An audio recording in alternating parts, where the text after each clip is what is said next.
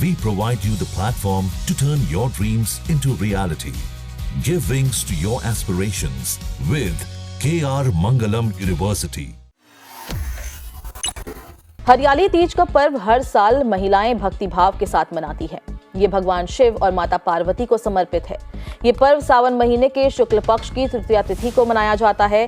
इस दिन महिलाएं पूजा अर्चना और व्रत करती हैं। फिर शिव पार्वती से अपने पति की लंबी आयु और सुख समृद्धि की कामना करती है। इस साल हरियाली तीज की डेट को लेकर लोगों में थोड़ी कंफ्यूजन है, तो आइए इसकी सही डेट जानते हैं।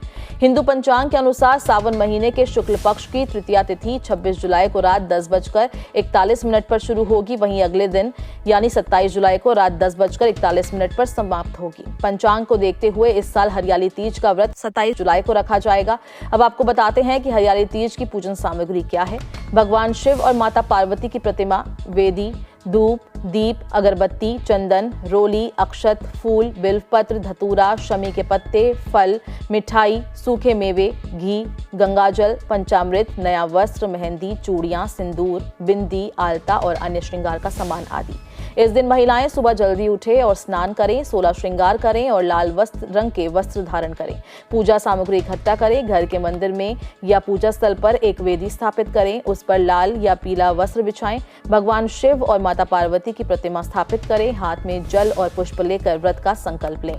उन्हें जल से स्नान कराएं, वस्त्र अर्पित करें, धूप दीप जलाएं, उन्हें चंदन, रोली, अक्षत, फूल आदि चढ़ाएं। माता पार्वती को 16 श्रृंगार की सामग्री अर्पित करें। हरियाली तीज की व्रत कथा सुने या पढ़ें। कथा के बाद भगवान शिव और माता पार्वती की आरती करें। पूजा के बाद प्रसाद चढ़ाएं और उसे परिवार के सदस्यों में बांट दें। रात में चंद्र दर्शन के बाद व्रत का पारण करें। ये वो दिन होता है जब स्त्रियां घर के दायित्वों से थोड़ा विराम लेकर सखियों के संग गीत नृत्य करती है, झूला झूलती है और आपसी संबंधों को मजबूत करती है। ये त्योहार सास बहू, माँ बेटी और सहेलियों के बीच प्रेम को और गहराता है। तीज का त्योहार महिलाओं और उनकी संतान प्राप्ति की भावना का प्रतीक है। हरियाली तीज का त्योहार प्रकृति, प्रेम, नारी सशक्तिकरण और पारिवारिक मूल्यों का समन्वय है।